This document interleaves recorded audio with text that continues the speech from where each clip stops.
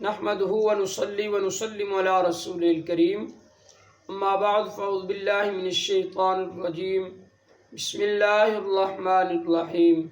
سامعین محترم، آج کا ہمارا درس نجس چیزوں کے پاک کرنے کے طریقے کے بیان میں ہے۔ جو چیزیں ایسی ہیں کہ وہ خود نجس ہیں، جن کو ناپاکی اور نجاست کہتے ہیں، جیسے شراب یا غلیظ چیز وغیرہ، ایسی چیزیں جب تک اپنی اصل کو چھوڑ کر کچھ اور نہ ہو جائیں وہ پاک نہیں ہوں گی۔ جیسے شراب، جب تک شراب ہے وہ نجس ہے، اور جب وہ سرکے میں تبدیل ہو جائے تو اب وہ پاک ہو جائے گی۔ جس برتن میں شراب تھی وہ سرکہ ہو گئی تو وہ برتن بھی اندر سے اتنا پاک ہو گیا جہاں تک سرکہ ہے۔ اگر اوپر شراب کی چھینٹیں پڑی تھیں تو وہ حصہ شراب کے سرکہ ہونے سے پاک نہیں ہوگا، بلکہ اس حصے کو دھونا ضروری ہے۔ شراب میں پیشاب کا قطرہ پڑ گیا یا کتے نے منہ ڈال دیا، تو اس کے بعد یا پھر ناپاک سرکہ مل گیا اس میں، تو اب وہ شراب سرکہ ہونے کے بعد بھی حرام اور نجس ہے، اس لیے کہ اس میں کتے نے منہ ڈالا ہے، پیشاب وغیرہ کا قطرہ وغیرہ چلا گیا ہے، تو اس بنا پر سرکہ ہونے سے اب وہ پاک نہیں ہوگی۔ شراب کو خریدنا، منگوانا، اٹھانا، رکھنا، یہ سب حرام ہے، اگرچہ سرکہ کرنے کی نیت سے ہو۔ جو چیزیں بذات ہی نجس نہیں بلکہ کسی نجاست کے لگنے سے ناپاک ہوئی ہیں تو ان کے پاک کرنے کے مختلف طریقے ہیں۔ پانی اور ہر طرح کی بہنے والی چیز سے جس سے نجاست دور ہو جائے، دھو کر نجس چیز کو دور کر سکتے ہیں، اس چیز کو پاک کر سکتے ہیں۔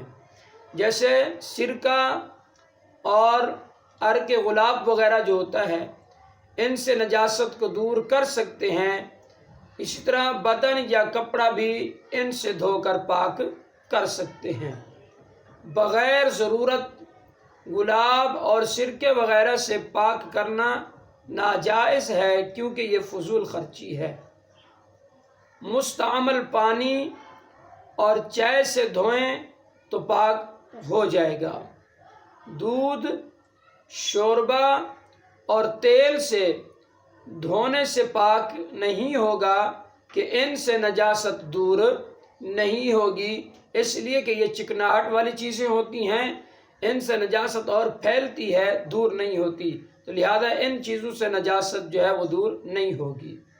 نجاست اگر دلدار ہو، جیسے پاخانہ، گوبر اور خون وغیرہ، تو دھونے میں گنتی کی کوئی شرط نہیں ہے، بلکہ اس کو دور کرنا ضروری ہے۔ وہ چاہے ایک ہی مرتبہ میں دور ہو جائے یا پھر اس کو 3 سے 4 مرتبہ دھونا پڑے۔ اگر ایک بار دھونے سے نجاست دور ہو جائے تو ایک مرتبہ دھونے سے ہی وہ کپڑا وغیرہ پاک ہو جائے گا۔ اگر 4-5 مرتبہ دھونے کی ضرورت پڑے تو 4-5 مرتبہ ہی اس کو دھونا ضروری ہوگا۔ اگر نجاست دور ہو گئی اور اس کا اثر یعنی رنگ، بو اور ذائقہ وغیرہ باقی ہے تو اس کو زائل کرنا بھی ضروری ہے۔ اگر مشکل ہو دور کرنا تو 3 مرتبہ دھو لے، پاک ہو جائے گا۔ صابن یا گرم پانی وغیرہ سے دھونے کی ضرورت نہیں ہے۔ کپڑے یا ہاتھ میں نجس رنگ لگایا یا پھر ناپاک مہندی لگائی تو اتنی مرتبہ دھوئیں کہ صاف پانی گرنے لگے تو پاک ہو جائے گا، اگرچہ کپڑے یا ہاتھ پر رنگ باقی ہو۔ عزیزان محترم، جب مہندی وغیرہ یا رنگ وغیرہ ایسا لگایا ہے ہاتھوں پر تو اس کو اتنی مرتبہ دھوئیں کہ رنگ دار پانی ختم ہو جائے، صاف پانی گرنا شروع ہو جائے، تو آپ کے ہاتھ وغیرہ پاک ہو جائیں گے۔ زعفران یا رنگ کپڑا رنگنے کے لیے گھولا تھا، اس میں کسی بچے نے پیشاب کر دیا یا کوئی اور نجاست پڑ گئی تو اس سے اگر کپڑا رنگ لیا تو 3 بار دھو ڈالیں، کپڑا پاک ہو جائے گا۔ کپڑا وغیرہ رنگنے کے لیے رنگ وغیرہ تیار کیا تھا، اس میں کوئی نجاست گر گئی، اب وہ رنگ ناپاک ہو گیا، اس کے باوجود بھی اس سے کپڑے کو رنگ لیا گیا تو حکم شرع یہ ہے کہ بعد میں کپڑے کو 3 مرتبہ دھو لیا جائے تو وہ کپڑا پاک ہو جائے گا۔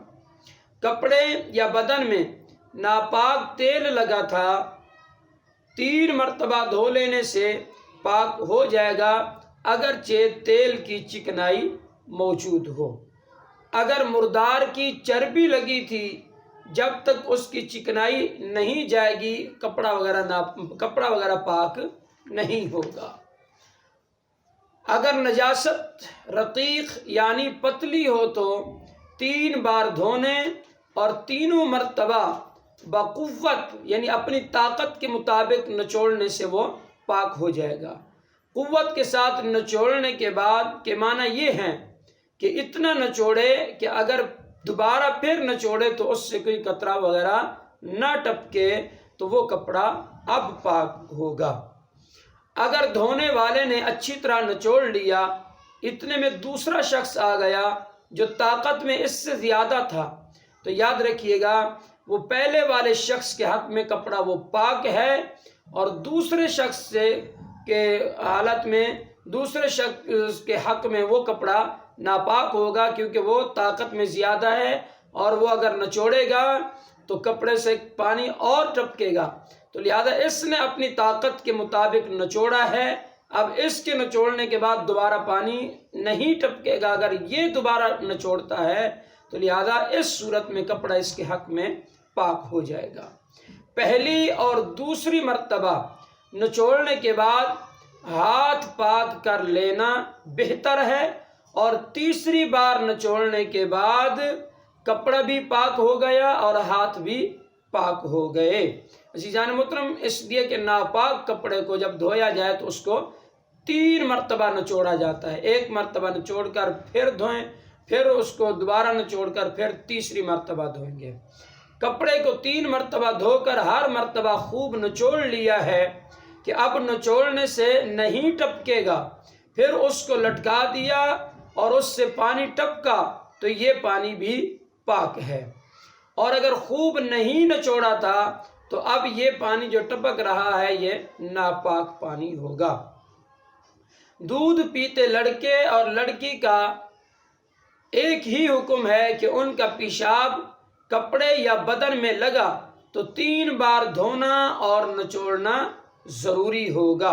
عزیزان محترم، یہ ناپاک چیزوں کے، نجس چیزوں کے پاک کرنے کے طریقے کے حوالے سے چند ایک چیزیں آپ حضرات کے سامنے بیان کی ہیں۔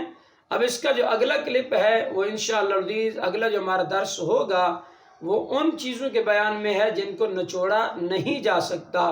اگر آپ نے ہمارے چینل کو سبسکرائب نہیں کیا تو براہ کرم کر لیجئے تاکہ آنے والی ویڈیوز آپ کو حاصل ہو سکیں۔ اللہ پاک ہم سب کا حامی و ناصر ہو، وآخر دعوانا ان الحمدللہ رب العالمین۔